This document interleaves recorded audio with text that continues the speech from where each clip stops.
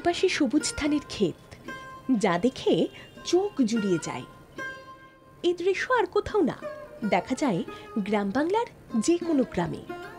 সবুজ ধানের বুক চিরে চলে যাওয়া পথ, আর পথ ধরে পড়ন্ত বিকেলে হাঁটতে বড়ই ভালো লাগে। চারপাশ থেকে বয়ে যায় শুষ্ক বাতাস, খোলা আকাশের নিচে মন খুলে বিশুদ্ধ বাতাস নেওয়া। আর এই গ্রামের পথ ধরে এগিয়ে গেলেই দেখা যাবে সাক্ষাৎ মহাদেবকে।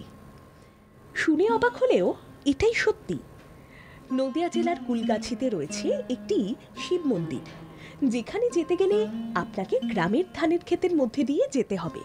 গ্রাম বাংলার এই রূপ কোথায় আর ধরা দেয় শহরে থাকলে?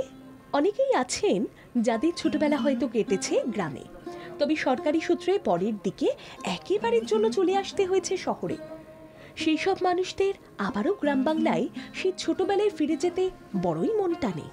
তাই সপ্তাহান্তের ছুটি পেলে যদি ইচ্ছে করে কোনো এক গ্রামে গিয়ে পরিবেশের সঙ্গে সময় কাটানোর পাশাপাশি মহাদেবের দর্শন লাভ, তাহলে সেই তালিকায় রাখতেই পারেন নদিয়ার কুলগাছিতে অবস্থিত শিব মন্দিরের নাম।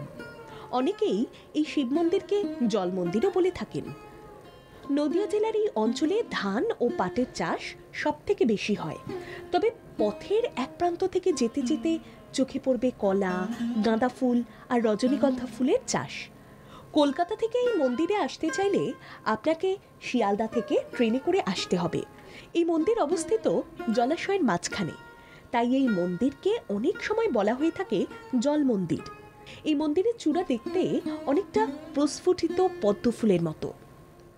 উপরের দিকে রয়েছে 3টি ঘট এবং ত্রিশূল। জলাশয়ের মাঝখানে এই মন্দির তৈরি হয়েছে বলে জলের উপরে কংক্রিটের তৈরি একটি রাস্তা করা হয়েছে, যার উপর দিয়ে ভক্তরা হেঁটে যান মন্দিরে। মন্দিরে যাওয়ার পথ এবং মন্দির ঘেরা রয়েছে রেলিং দিয়ে। মন্দিরের ভিতরে রয়েছে শিবলিঙ্গ, আর রয়েছে শিবের বাহন নন্দী। শিবরাত্রি, নীলপুজো সহ বিভিন্ন উৎসবে এখানে বেশ ভালোই জনসমাগম হয়। এছাড়াও বছরের নানা সময় ভক্তদের আনাগোনা লেগে থাকে মন্দির চত্বরে। ব্যুরো রিপোর্ট, বাংলা জাগো।